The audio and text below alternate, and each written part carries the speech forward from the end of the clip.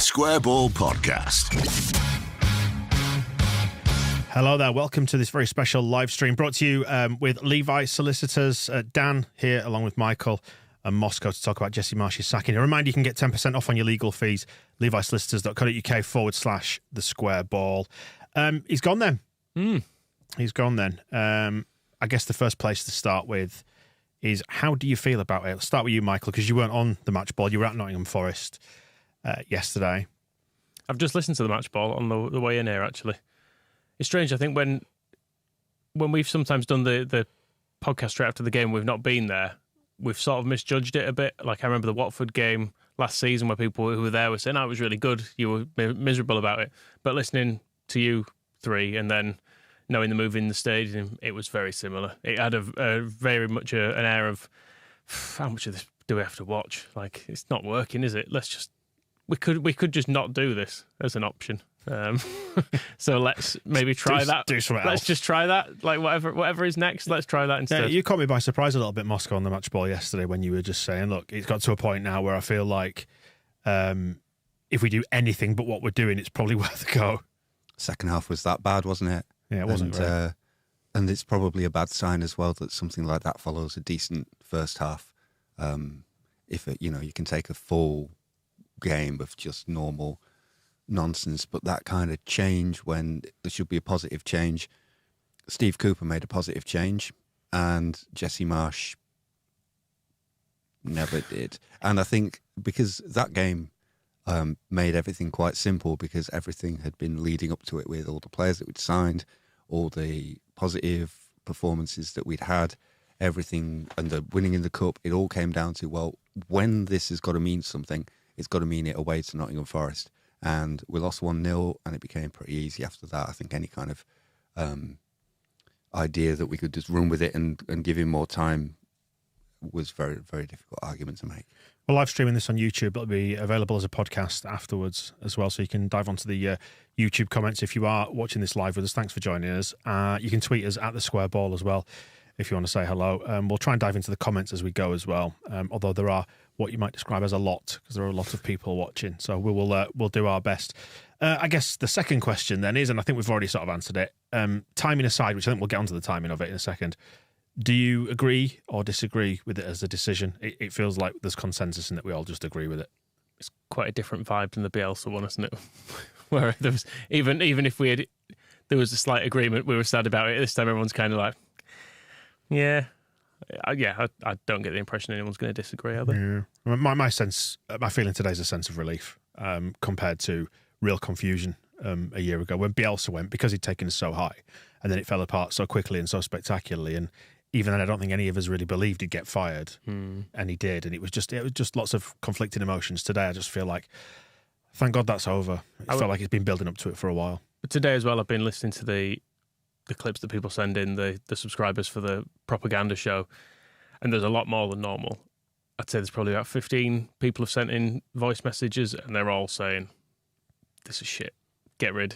Like, there's not a single dissenting voice saying, oh, well, we did have some really good chances, and I think if we just give him another couple of weeks, he can turn this around. People were going, yeah, we had a couple of good chances, but so fucking what? Because we've lost again. And like, if you don't score them and then they do score their chance, it doesn't matter how many chances they had. The fact we contained them for the majority of the game and Chris Wood didn't do much and they didn't really carve us open at any point, still scored. Is it meaningful to people if you talk about starting handle on a car, or are we way past that point? I know it's been probably about 120 years since anybody made that, but you used to have to start a car with a handle at the front and turn it around. It would take ages, and it used to be a standard comedy thing of trying to start the car. It was dangerous as well, wasn't it? Because cars used to start and run people over. Put it at the back. So that would happen. And it's felt like that for 11 months with Jesse in particular, sort of just saying, look, one more turn of the handle, just rev it a bit more. This car is gonna go. And then, I don't know, how far can we extend this metaphor? What's Rutter and McKennie? It's like we got some real nice new plush interiors for this old jalopy that you just can't get started. And it started to feel by the end of the game at Nottingham Forest that whether it's going to be hashtag Team Scoobs or somebody else, but if you just kind of went, Jesse, just like, hold on a minute, just stand back a sec. somebody else will come in and just turn the handle and the car will start running. You're turning it the wrong way, Jesse. Yeah. Did you put any WD-40 on this? Oh, that's what you're missing. Like, there's a simple solution to this that could just be as simple as not letting Jesse Marsch do it anymore. Do you think there are any arguments for keeping him? Like, given the timing around the transfer window, underlying, numbers, metrics and stuff pointed towards us supposedly being better than the table would indicate? Or is it all just down to the table that we've got to go on? The underlying numbers are interesting because they've been, for most of his tenure, it feels like they've been pointing to the fact that things are going to improve soon. So why don't they? Like, there's enough of a sample size now that it would surely iron out bumps in the underlying stats. Are we at some point going to start scoring goals or stop conceding them? Because you would think so, because what's for its XG? It was like 0.27 or something yesterday. But then you look at the actual goal itself, and you've seen that goal before, where everyone's central in the box, and no one picks up people on the edge of the box, and no one picks up people at the side of the box, and that's where people score from. So when you've the eye test on it, you can't help but get a horrible feeling of like, this thing again. Why has this happened again? Why am I having to watch this? Like, someone needs to tell them to stand in different places here. It's a lack of organisation at important moments, and that speaks to a lack of detail. So the whole sort of the big idea of how we play and the general principles are all kind of there, and I'm sure Marsch has been instilling them all the way through for the last 11 months. But those details of having somebody to set them up, as who is marking who as a set piece, so that when the second phase happens, there isn't just somebody standing free on the edge of the box, as they were in the first half and scored, as they were in the second half and missed. Those things just didn't seem to happen. And the performances, even last season, there was only the win over Watford that was not a last-minute winner. That's the only game that was normal. And then the Brighton. Is it Brighton where we scored? Yeah, Brighton was Strauch in stoppage time. So even when we were getting out of trouble last season, and then Liverpool this year is a last-minute winner. Was it Fulham? No, it was Bournemouth that we beat last minute. It's been 89 minutes of every match, even when the ones that we win have been really not producing an easy 3 points. It's unfair to sort of go back and say we only won one game. Chelsea as well this year. That was the other one that was very...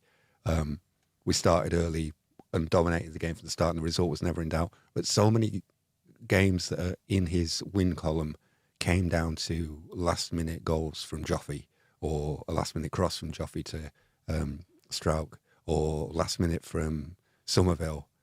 Sort of, were we always just bailing him out, and then it just wasn't working to that point? And it always had a Hail Mary feel to it, didn't it? Yeah, and it seems like that's been the difference between the underlying figures, which sort of say, this is all right and we should be mid-table, but the only way that we can get a result is to, concede a load of goals from soft set pieces and then fight our way into it and score in the last minute to get something from the game. The other thing that happened yesterday as well, which, again, it happens time and time again, they just ended up through on goal. I think it was Nico Williams ended up through on goal yesterday, who's a right back, wing back, whatever he is. So he didn't seem particularly comfortable with it. But it happened at the Newcastle game. They just, all of a sudden, Joe Willock was through on goal. They'd not done anything. They just smacked it forward, and somehow there he was, stood in loads of space. The Villa goals came from that as well, where we just were horribly stretched all of a sudden. And lack of structure and organisation, isn't it? And I know that was one of my primary concerns always. Yeah, like Bailey's goal, the Villa one, it was a really good finish, and you could look at the stats for it and say, oh well, it was only 0.12 XG or whatever it would be, and you could say it's lucky that he's managed to score from there. But watching the game, you think, no, that is a decent chance there, and the reason he's able to adjust his body shape is because everyone is stretched and people are all falling over themselves trying to get back, and you can't defend properly when you're scrambling about like that. And that's the way we defend. It's the way we choose to do it. Yeah, I mean that was always the concern for me. It was always structural rather than anything else. Like, it just didn't seem to have a form that I recognised, and I think for a long time put it down to, I thought, is that just what Red Bull football looks like, or is this Jesse Marsch's interpretation of it? It was always hard for me to kind of unpack that, because I don't know enough about football. All you can do as a football fan is give it the eye test, can't you? Like, how does it appear to you? What does it look like? And for me, I was just never convinced. And it seemed to be the case with the crowd as a whole.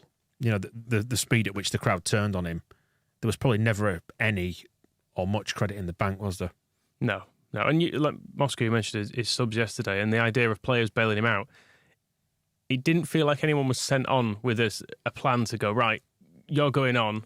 I can see this thing I can see that they're doubling up on Nonso, so you're going to go on and you're going to stand in this position, which is going to drag that player away, or we're going to give them the problem on the other side now because they've doubled up on that side. We're going to make them change something. It was more or less, right, you two are quite good, I think. Just can you go on and play in the same positions as those people, roughly, and hopefully do better and score or something. We went and put more players next to Wilf. Yes. So we'll go and help him by standing next to him. And then Sam Greenwood, I think the only substitution where you could say there's a strategy for how we're going to get a result was Sam Greenwood coming on, because Jesse Marsch has said it before, that he's brought him on in the late stages of the games because set pieces could make the difference. He takes very good corners. So hopefully if we get a corner in the last few minutes, which we did, and to be fair, as ever, Greenwood's corners were on the money. It was a good corner, and Meslier, different day. Could have Forgot about that. Could have put it in. And I love the keeper going forward, by the way. I'm all for it. Were you excited in the ground? Yeah. But remember, this is not a relegation battle. There is a long part of the season to go, and that's absolutely unrelated to the fact that our keeper was in their penalty area in stoppage time. Should we have a chat about the timing aspect of it? We're talking about where it's positioned in the season, because you can understand the urgency with which this has been done, given the form and all the rest of it. But we've had a very, very bizarre season with the fact that we had the break when the Queen died, and then with the World Cup break. So they've had 2 long windows to try and fix things, which I guess has probably worked against Marsch, for one thing. But windows where it might have been normal to make the change ahead of the transfer window, maybe. And would you ask questions about that? And what does it say about the decision-making process there? I mean, I would probably have got rid of him after that Fulham game. Maybe even the Leicester game. I was kind of already fed up of it by then. And I don't think it's hindsight. I think it's fairly obvious that I've not been too into it since then. Well, I know that there have been moments of recovery, and the Liverpool and Bournemouth games were fun. The Bournemouth game was an absolute shambles. I know we won it, but you can't. I don't feel like he should have kept his job off the back of it, because there was no tactics. It was just, we've got loads of players on and they're shitting themselves because they're no good and they can't believe they've scored 3 goals to get them to this point in the first place. Yeah, and so, they're at a point when their asses just went when they got in front with exactly. They were like, they went, oh fuck, there's just loads of them now, and they're all trying to score. That said, though, we are being a little bit unfair, because you can't kind of have it both ways, can you? Because we made the changes, we did what we needed to, and we won. We scored and we won.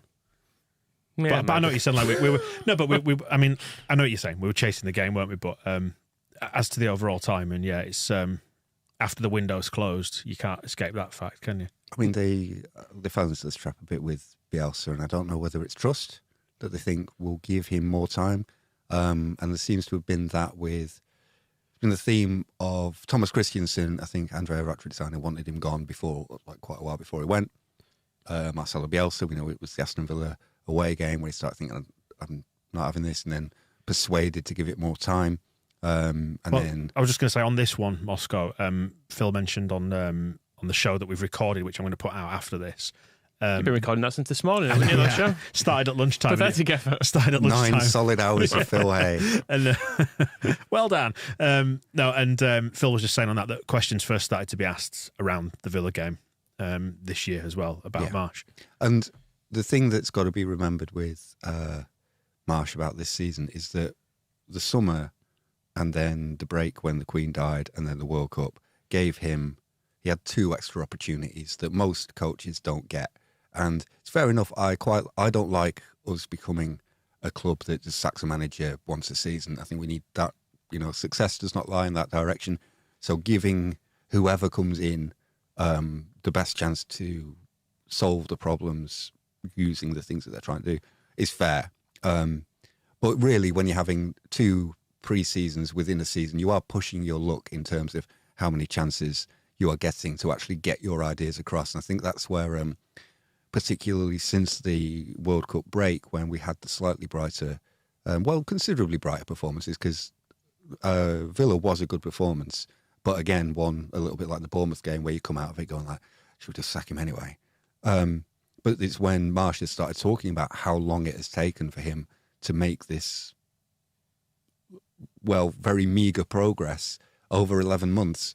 And his answer has always been, when people said, well, why has it taken, he was asked in a press conference, why has it taken you 10 months, it was at the time, to start getting the team playing with the clarity you want? Didn't know, did he? No, he just said, well, yeah, I've been asking myself the same question. It's like, It's really difficult. it is difficult. And I think, What would you reckon he should have done, Michael?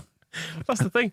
I've sympathy for him. It's probably really difficult to get trying to get people to, to do what you want them to. But it's a specialist. It's like trying to conduct a symphony, isn't it? It's a specialist job, though, isn't it? Yeah. It's like any job. It's difficult if you don't know what you're doing. and I think when it comes down Don't to even it, try. I think when it comes down to it, Marsch has been very taken aback by how difficult it is. I think, and whether that's the jobs he's had before, because it's always said he entered kind of a bit of a whirlwind at New York because everybody was very unhappy about the club legend that was sacked before him, and he had to convince the fans. But everybody was upset because he was going into a winning team. He took over a winning team, and he moulded it the way he wanted them to win, and they kept on winning. So he kept them successful.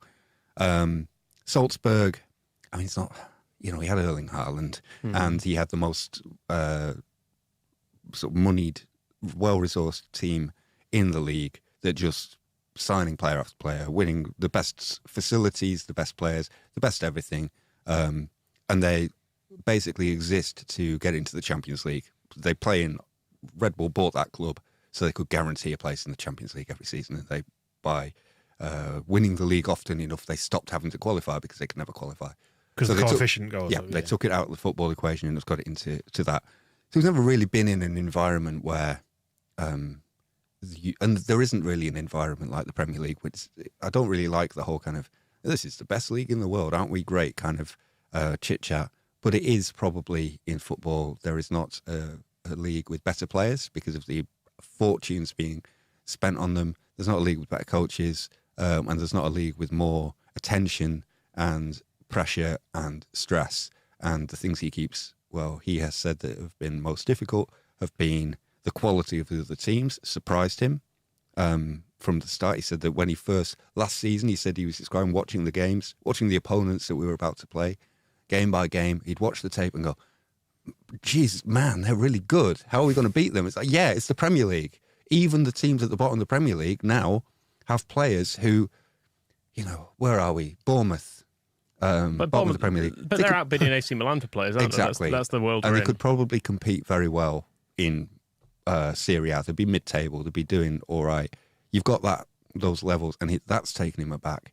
And then he was talking about like the attention on transfers is like he doesn't get that, and when he's talking about trying to get rid of stress so that he can concentrate on just developing players, which is what he was saying after the Nottingham Forest games. Like I keep dealing with stress, and I need to not have stress so that I can develop the players. There is not a way you can manage a Premier League club and not be under stress. It's the job. And if he didn't know that coming in, if he thought it was just going to be, hey, all I have to do is tell everybody to relax, create a positive leadership environment, and we'll get on with developing players in peace. No, you're going to have 40,000 fans yelling at you every week. He was talking about that in that seminar in America as well, about how there's a social media mob, but then there's also mobs in the stadium, and as if that was surprising to him. And the players are also good, and the pressure is enormous. The stress is great, and I don't think he was ready for any of it. Given his record before he came, you do wonder, particularly looking back at it now, if he should have ever been employed. Because his record, while he'd won stuff, he'd done it in the MLS, which isn't a great level, is it? Steve Nicol was a manager there for 10 years. A successful one. A successful manager there for 10 years. And then he went to Salzburg, and he did very well there, won stuff. But then, just looking at their numbers, they've won it 9 years in a row now, that league, under 3 or 4 different managers. They've won it 13 out of the last 16 years. Like, not winning it is fairly difficult for them because of the longer time goes on. I mean, the fact they've won it 9 years in a row, their power is becoming more and more entrenched because they keep winning it, so they keep getting the Champions League money, so they can keep buying the better players, so they can keep winning it by more the next year, and it just ticks over, does that? So then to come into it and all of a sudden find you've not got the best players. It's like being the best player in your school team, then you get put in a better team, and you're like, oh shit, Were you the best player in your school God, team? no. Right, playing with like some kids who are 5 years younger than you, then having to play against people your own age. It's that kind of a vibe, I think, to it sometimes. So I know at some point managers have got to take steps up, and you hope that they can translate what they've done at lower levels to higher levels, and that's unless you're Frank Lampard and you get to go in at a good job in the first place. Generally speaking, you get a progression, don't you, where someone has to prove themselves at a youth level, then they go to a assistant manager, or they get a job at a lower tier or whatever. Someone suggested to me that the leap for Marsch had been too quick. Do you think that's the case? Possibly so. Maybe if he'd have done this, in 5 years' time, it'd have been fine. But I suppose his leap was Leipzig, wasn't it? And and he already failed there. It didn't work. And Leipzig was kind of the I think it's interesting. I wonder if I was him now, I'd probably just go away and take a break and have a big rethink about what I'm doing, because the whole and he's done that before when he his first year at Montreal didn't go wrong, and he realised it was because he was trying to be Bob Bradley and he'd got it all wrong. So he took his family away around the world, came back, fresh ideas, and got involved in Red Bull. Since then, it's been like 8 years of just climbing the Red Bull ladder, described himself as the ultimate company man, with the pinnacle of Red Bull is Leipzig. That's the big job, and he finally got it, and that all went wrong, and they regret employing him, and it was just a mess. But there's no better club if you've spent all your time learning and teaching and working in the RB system. Leipzig should be the place where you just fit in and it works. And he's brought that to Leeds, and it ain't worked in the Premier League, and I think he really needs to now go like, right, if you're not going to get a job at an RB club and your RB knowledge isn't translating to the Premier League, what are you? Who are you? What are you doing? And, maybe what we see of his character with the kind of the parts that we mock quite often, the LinkedIn stuff and the personal growth, actually is a bit of a clue to him that he is the kind of person who might go, yeah, I need to step back. I need to go and do some personal development, take a year, study, learn, find a new approach. That's something he can do. And I think he probably needs to do that instead of trying to manage Leeds United, which is no longer an option anymore. And it's easy to answer this question in hindsight, but just on his sort of personality and the way it meshed in with the club, do you think he was ever the right personality for the club, given how kind of cynical and browbeaten we are as a fan base generally? Carrying 16 years worth of out of the top flight anxiety is a big old millstone to carry, isn't it? It's a heavy shirt to wear as the Leeds one, and it's the same for the manager as well. Do you think he was ever the right guy for this job? It was always going to be tough for anyone following Bielsa. It's another part of the job description. But it could have worked. I don't think the person who followed Bielsa had to fail. No, it's not impossible. No, the person, I know similar circumstances, I guess. Wilco, when had obviously had great success, by the time he left, it was going wrong. But George Graham came in, and while people didn't love him and the football wasn't great, he was able to show a progression that meant by the time he left, people were upset he was leaving because he had built something, and he made the team solid, and he brought in some fairly exciting players, half on the cheap, people like Hasselbank and Ribeiro and Molinar, people who I enjoyed watching. And there was a style there to it, and we actually were winning a reasonable number of games. But if we were unable to do it under Marsch, it never got any better. I don't think I would struggle despite all the additional players and all the additional time. I don't think we fundamentally moved on in the space of almost a year. I think the cultural fit as well. A few things that were kind of moments where I felt taken aback at some point. It was minor, but maybe in retrospect major, that he hadn't watched us beating Manchester City before we played them. That worried me, just on a very low level. I kind of went, really? Because you think that would be something. And he was asked in one press conference along the way, and I try not to take it personally, but he was asked about how much research or what he looked into of the history of the club. And he said, yeah, I've got a shelf of history books in my office. Are there any good ones? I mean, there's a few good ones. Obviously, I couldn't recommend one over the other. But he said, but I think, that's something that I have to, I would take the time to read those when I've retired. But I've had a look through and I've seen some of the pictures in them. And I was like not take, obviously, if he wants to read my book, that's entirely up to him or not. But reading about Leeds United's history after he's retired, is he going to be there when he's 70 odds, sitting in his easy chair, and he'll finally crack open a copy of It'll probably be 130 years of Leeds United by Daniel Chapman by that point, and start reading it and go like, oh, that's why they didn't like me.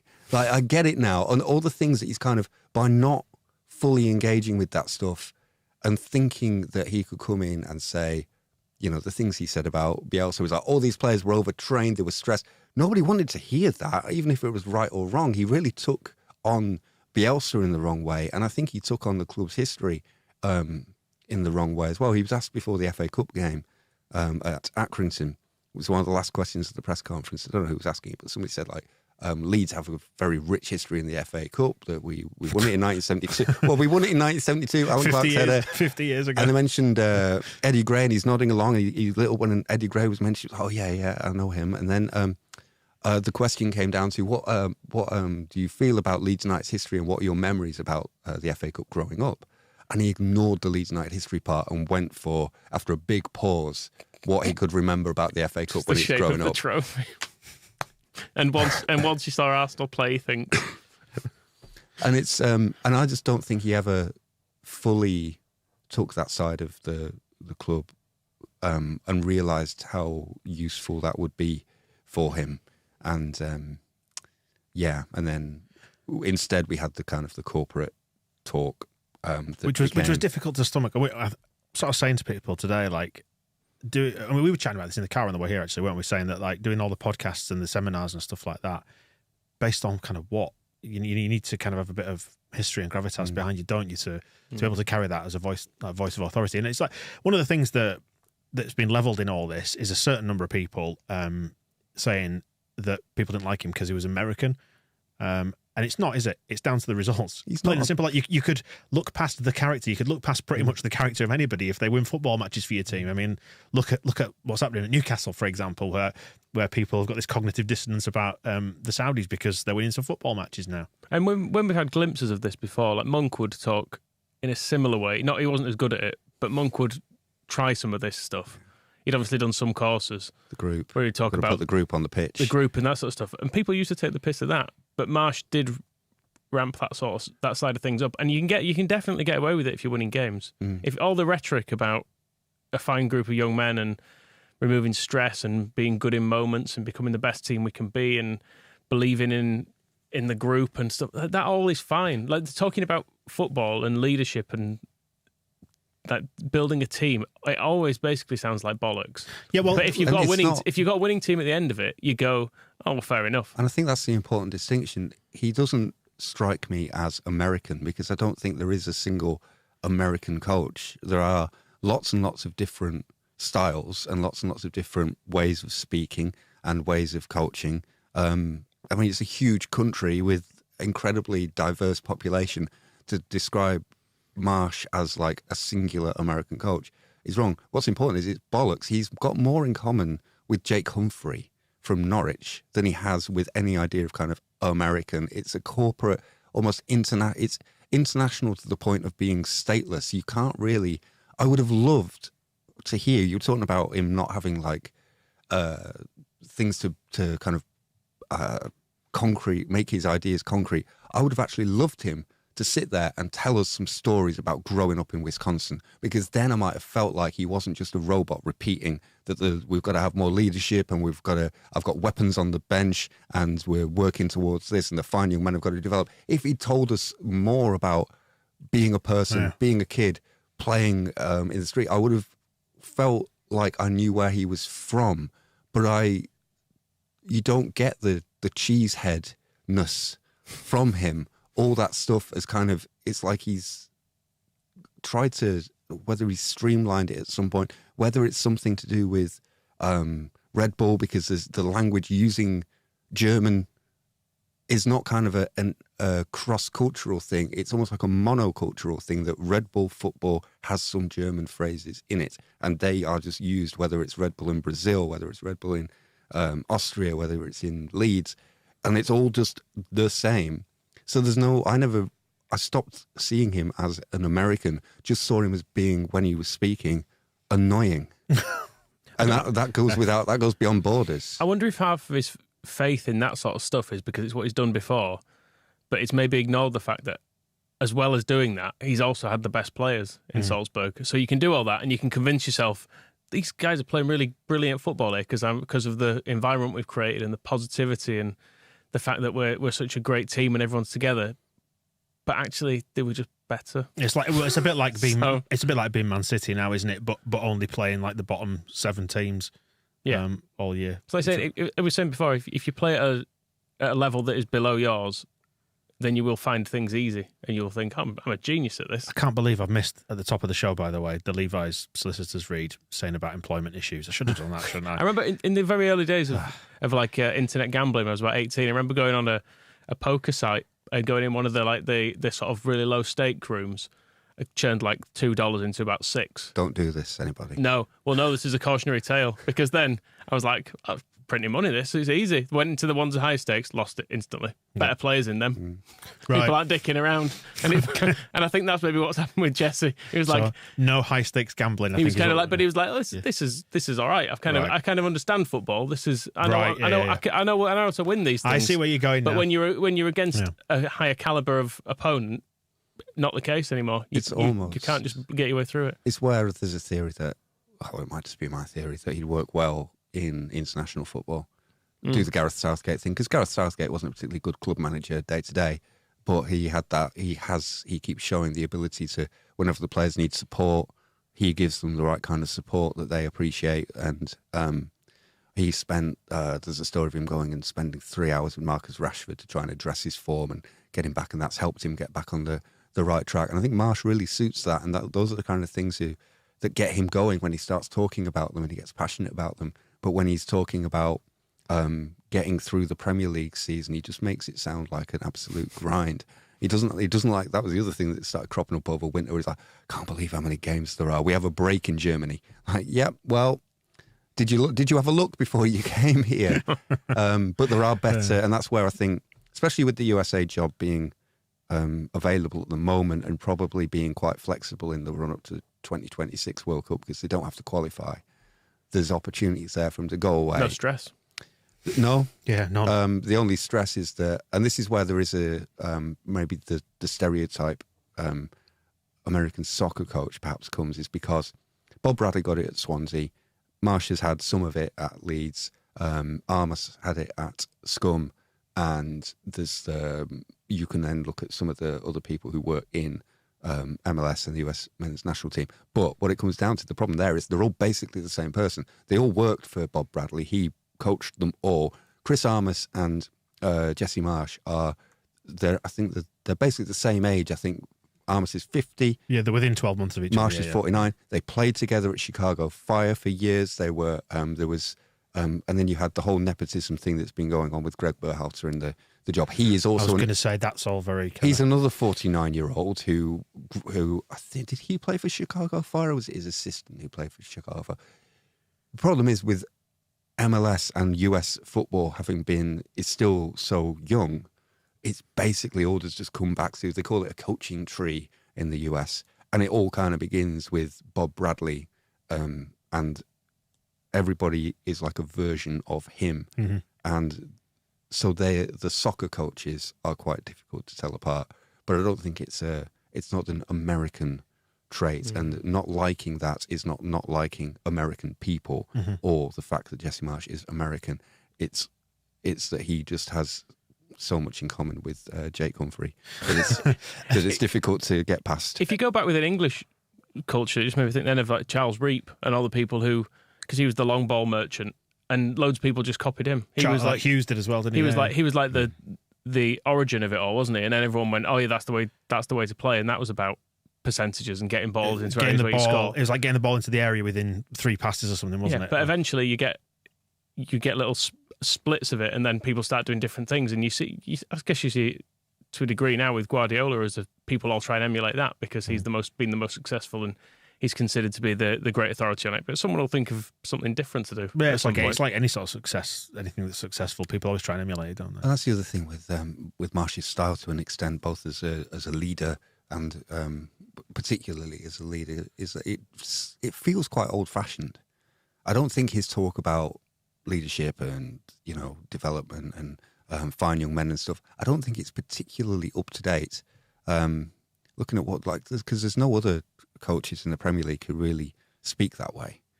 And I don't know of any. Do you think that's masking tactical deficiencies and things like that? It's lacking. Well, it looks that way. Yeah, that's but it also, that was always I my fear when I always said I feared he was vibes over, sort of substance.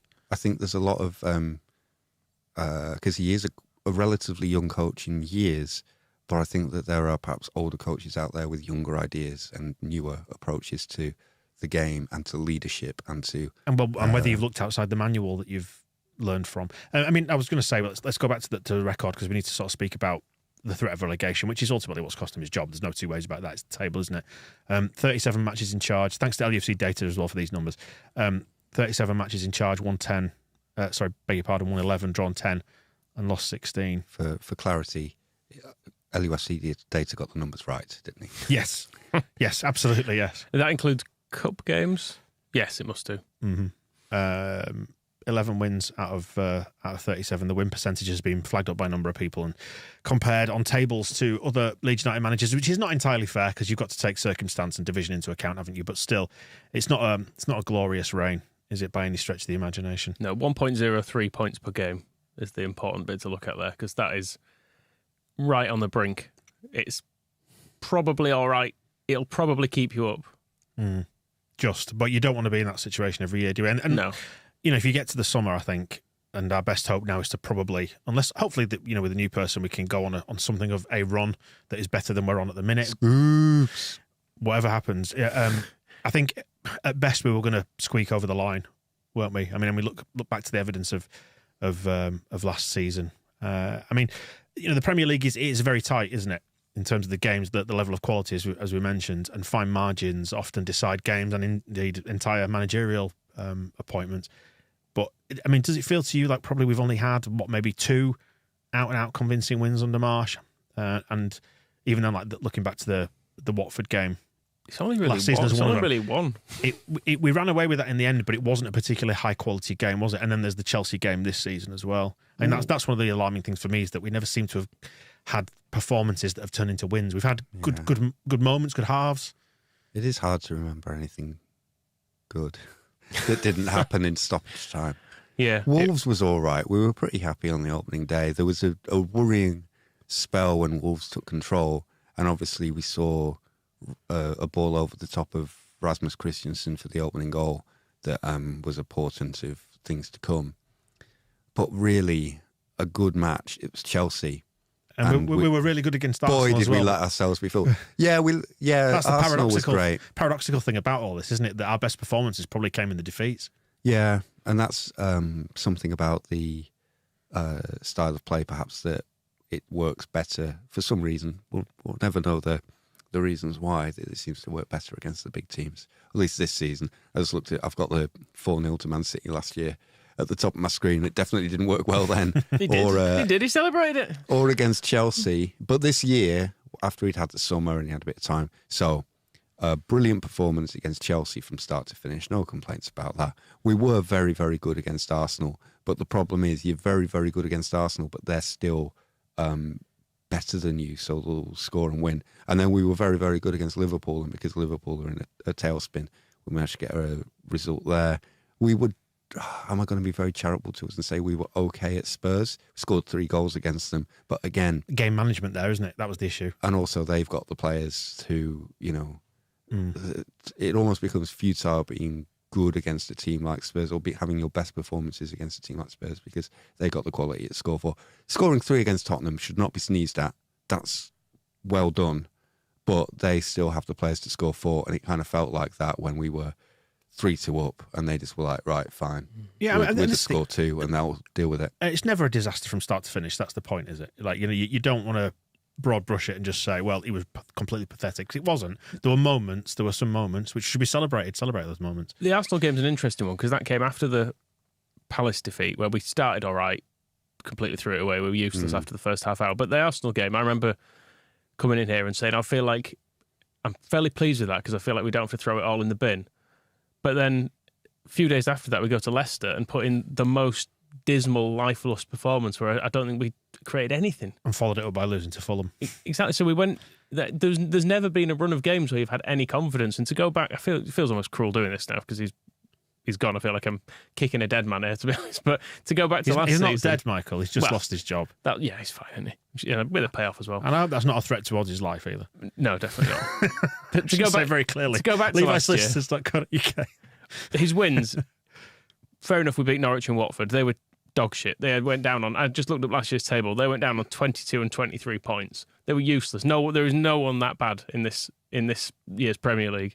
We then beat Wolves away when we were not going to get anything from that game until they had Jimenez sent off. And then you go to the final day when Brentford had 9 men when we ultimately beat them. And there was a penalty and there was a red card in it. And it was an injury, wasn't it? It wasn't 2 red cards. It was an injury and a red card. So the whole thing hinged on such flimsy wins. That the actual 2 wins we got against proper teams were both had huge elements of fortune in them. What are we going to do about the warehouse full of Marsch mugs? Joking, obviously. We've never gone down that route, have we? No. But we have had some nice moments as well, and they should be remembered. Like thinking Wolves was nice, even though it was kind of very stressful circumstances. It's where you put Liverpool was brilliant, wasn't it? And Norwich as well. It's where you ultimately put the credit for those, because it is a player's game. It is weird. I kind of, we don't do this when a player gets sold, do we? And players don't get sacked. It's only managers who can get sacked. So it's only a managerial sacking that will get us all around the table being very serious about what terrible job he's done. It's like you've forgotten about John Oster. But players have a role in this as well, and it did feel at times last season that, who scored the winner at Wolves? It's Luke Ayling, hammering the ball in with all these worth, that it was kind of a lot to do with the players, just whatever they were being told to do were making it work, which was a adaptation from them. It's kind of what stood them all. And I kind of think it's to their credit, because when Bielsa came in, we all talked about that rapid 6-week turnaround, but it took the players to go, all right, yeah, we'll do that. And then Marsch came in and things changed and like, all right, yeah, we'll do that and we'll make it work. We'll get wins. It'll be tough sometimes. It was tough in the Championship with Bielsa when we went to Forest and lost, and Luke Ayling looked shattered, but then they had a big team meeting to sort it all out. Didn't they have a meeting without Bielsa and then one with him, or am I imagining that? But there was a lot going on with the players going, how are we going to fix this? How do we get up? How do we stay up?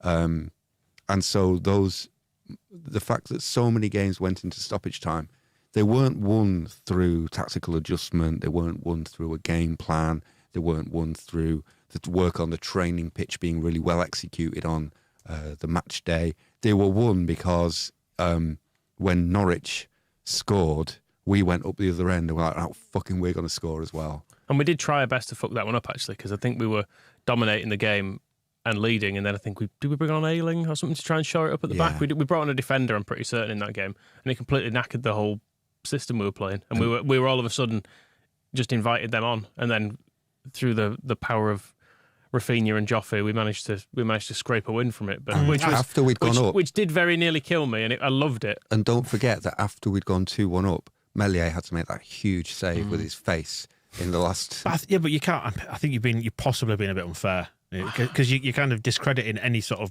positive stuff. But if you give it all to Marsch, you're discrediting the players. No, but it's both, isn't it? Because the players are the responsibility of Marsch, But that was at home against a team who ultimately got 22 points. I know that, but I'm saying... And what part of Marsch's instructions I'm saying is you Thursday before the game, he's saying, right, lads, get into the 95th minute of the game, let them score, and then we'll see if we can sort it out from there. None of it was planned. I think it might not have been planned, but even... positive things can come out of what you perceive to be chaos as well. I'm just saying that you can't completely divorce the two from being one another, because it's not necessarily fair, is it? If you're blaming the bad stuff on him, you've got to then ascribe some of the good stuff to him, whether you believe he was responsible for it or not, whether he had a direct hand in it or not. What next is the question. Scoops. Well, did you notice... We predicted it. Oh, by the way, there's been a... I was going to say, did you notice the club's tweet? He's they've listed who's going to be in charge for the next game.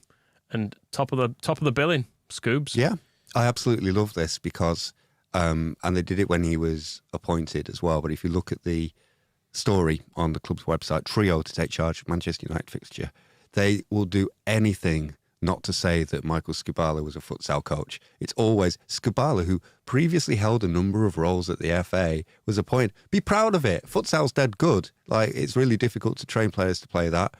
But they'll always be like, yes, he had a number of roles at the FA. What were they? Well, he did coach some 11-a-side games. Definitely. He was in charge of some 11-a-side stuff. The futsal coach, wasn't he? Maybe one of his roles. He was, but he started very well within the 21s this season, and it's all gone to shit. And it's probably it's what's good about it is that Chris Armas is not the lead off, although he's involved, because I am sceptical about whether you could put a piece of paper to find a difference between him and Jesse Marsch. They're just the same guy with different. I think within 12 months of each other from exactly the same place with exactly the same career, who worked together and they've won exactly the same things because they won them together. So there was the risk there that we would just go out and be exactly the same. Whereas now we know that we will go to Old Trafford and we will be at least 7 of our players will be very good in a very small part of the pitch, and the rest of it can take care of itself. With a very small ball. Yeah. Have you seen the rumour that's been just breaking now that Real Madrid Castilla head coach, which I presume is that like their B thing? It's Raul has apparently rejected the chance to become our coach. That's Raul who punched the ball into the net in the Champions League some 20 odd years ago. He was. So we don't want him, do we, for that? He was rumoured before, and I'm sure Rob blogged about it, saying that there's absolutely no way that we can have that cheat taking over our football club. He's been one. I think that might be just kind of looking at who have Leeds been rumoured before, and we'll just go like, we'll say he's turned it down. But you never know at this point. I love the sort of chasing stuff from Fabrizio Romano, where it's like, news, it's probably not going to be Marcelo Bielsa, because that's going to get the retweets and the likes going. And it's very easy to say that. You don't need to have the inside track on anything to go like, I've just heard. This is my contacts are all saying, they're blowing up my phone saying, probably not going to be Marcelo Bielsa. Marcelo Bielsa has just told us at Everton, it's the last word on whether he will ever take over a team in the middle of a season. No, he'll go for the under-21s before even considering taking over a Premier League. Which you will be against because you won't want to put Scoobs out of a job. Well, exactly. Well, if Scoobs is in charge of the first team, Bielsa can handle the under-21s for the rest of the season, and that'll be fine. But yeah, the whole idea of whether it did not need saying that Bielsa will not be coming back. However, Fabrizio Romano has some tweets to sell, doesn't he? Chris Armas has had a hell of a week. Hell of a fortnight, yes. Probably still living out of a suitcase. Probably best not unpack that. But in the meantime, you've got to go back to the very place where they ripped the shit out of you, not incessantly last season. You do wonder if when Jesse's gone into him and be like, Chris, we've been sacked. And he's been like, have we? No, well, that was phrased. You are coming, aren't you? It was phrased. I brought you here. You can't stay. Some of Phil's tweets earlier, was it, or somebody was tweeting saying that he is being, him and Ewan Sharp were being given they could decide their own futures. So it sounds like it has been like that. Do you want to? You can go with Jesse, or we shouldn't have Bielsa back, should we? By the way, no, of course not. Don't go back to your ex. No, I don't. Well, I can't remember if it was on a podcast or whether we're just chatting about it. I've said for weeks this feels like a relationship that is going to end with Jesse. Those final weeks of a relationship where you're like, one of us should just draw a line under this, but no one can be bothered. So lucky, it's just like lucky Mrs. Normanton. no, I married her. But those ones when you're sort of 19, 20 or whatever, and you just sort of bumble along. You're thinking, this is going nowhere. I don't even like you that much. You don't like me very much. One of us just needs to be the grown up here and go, should we not? Because there's no point, is there? God, you're a romantic. So that's where we've been with Jesse for a while. But Bielsa is, that'd be. If it was the summer and we've been completely taken over by the 49ers and it's been a complete clear out and a fresh start, then there's a case to say it because we know how good he can be. But it does. I think it was of its time, though, Moscow. Well, it's it's not something I would root for. It needs to be left where it was. It isn't going to be better than last time, is it? I think the only, the risk is, it was so good. Could version 2 of it, even if it's not as good, still be better than Raul? So there is that. Yeah, I know what you mean. Element there of but it will always be there as kind of maybe that is the best option. The best option is actually we go back to summer 2021 And instead of having all that pissing around going like, oh, do we change the coach? Do we change the players? What should we do? Let's do neither. And then letting it run into like, oh, but I've been talking to Jesse Marsch for weeks, months at that time. Like, I think he'll be better than this. Oh, but let's not do anything about it. That's the point, is you actually go back there and you say, right, we finished 9th.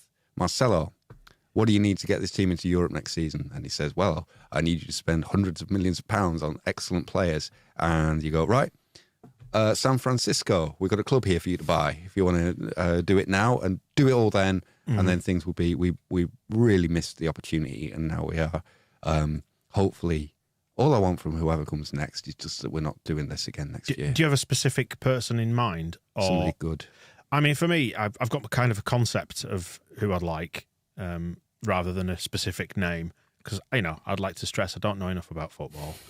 But I think it has to be somebody who kind of who's got a bit of gravitas, commands a bit of respect, I think. Yeah, of the players. That's essentially all I'd go for. I don't want another punt. I don't want another Jesse Marsch or a Thomas Christensen, as much as I know he loved in Moscow. But someone who has. Come back. I don't really want someone with potential. I want someone who's good now. Becky's proved himself at Sheffield United, hasn't he?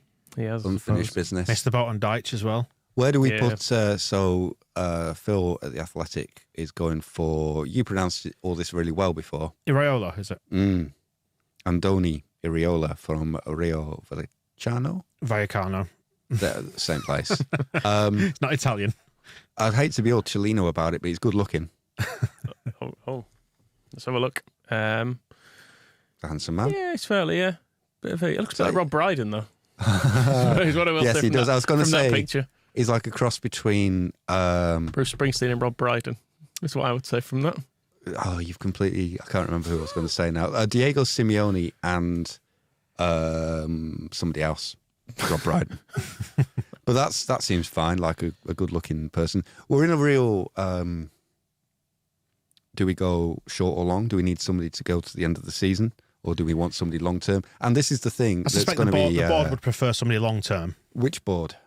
Well, whatever the board is made up of. Because that's going to be the interesting thing with whoever is popped out over the next few days, is who is going to be on the photo with their arm around him, big grin on the face, saying, really looking forward to 5 years of success with this guy. Because if it's Andrea Radrizzani and all the signs are that he's selling and leaving in the summer, then how does he front that up? And if you bring in the people who are going to be sticking around for 5 years of success, hopefully, do you have Parag Marathe coming in and going like, yep, this is the 49ers choice for the future? Who actually does choose? And then, as important for your favourite phrase, optics, who then for presents fans of them? Succession? Who is the person out there fronting this now? I think there's probably got to just be a bit of truth at board level, isn't there? And they're very open. Don't think that will catch on. No, with behave. In terms of telling the incoming manager, this is what you can look forward to in the summer. Coming in now and make us stay up. All right, then, but you understand as well that managers don't want relegations on their CVs. Hopefully, having an 18 game window to do it gives enough. We're not in the relegation zone. It gives enough agency to the new managers to think, well, actually, that's enough games for me to turn this around. So we're not in the relegation zone, so you're not having to say to someone, "Oh, you're going to have to claw back 6 points to get us out of this." There's a chance, is what I'm saying. So it's not. I don't think it's a complete dead end for a manager. Yeah, and it shouldn't be that hard to sell to coaches of a certain level, I think, because you get to come in on. If you can get past this season, it should be a fairly decent upswing. And obviously coaches have to have self-belief, otherwise they wouldn't be coaches. That someone thinks they can come in and seize the talent within the squad and say, well, that just needs a couple of players here and there, and then suddenly we're in a really strong position. Well, that's the big thing as well, and that's where I was getting to by the end of the Nottingham Forest game, is the players that we had on that pitch, if they weren't all crowding around Wilf Gnonto on the left wing, then they would probably be doing much better. And so a coach looking through going, oh, you signed Weston McKennie last week. Fucking hell, yeah, I'll have some of that. I'll come and order him about a bit. Tyler Adams, the captain of the USA, he's very good. Jorginho Rutter, you used to spend how much on him? He's great. Pat Bamford's fit again, fantastic. And Wilf Gnonto's been tearing the league up for how many days? You'll notice I'm not mentioning any defenders, but Max Verber adds a little bit, and you've got the best young goalkeeper in Europe. Obviously, the best old one is Keylor Navas, apparently, which is a bit upsetting. But there's so much there in that squad that it's become painful watching Marsch not getting a tune out of them, and that's kind of where the need for a change came down to. So, you know, what if we go to Old Trafford and Scoobs gets us a 3-0 win, Yeah, and it's all for Scoobs to have it. I don't fully team Scoobs. I think he And you're sort of berating Orta for doing these sort of hit and hope long-term projects, and you're advocating for Scoobs. Team Pinning on a Scoobs. futsal coach. But yeah, so I almost feel like you could take a bit of a punt if Iriola is a good manager and can, what's the phrase? Evolve our playing style. The boardroom stuff. Tactical changes. Good. I do find interesting because within a couple of weeks, it's been, we're all in on America here. We're getting Weston McKennie to go alongside Adams, and we've got Marsch there, and the 49ers are taking over, and they love the whole American thing. And it's their money that's being spent at this point, you would assume.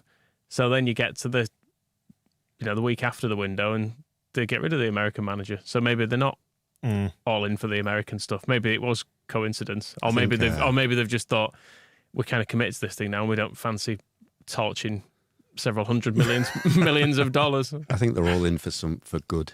Yeah, like for good stuff rather than American stuff. I think they're sensible enough to prioritise that. And the thing with Adams, Aronson, and McKennie, yeah, they are all American, but they are all like good players with future potential. They absolutely fit that bill.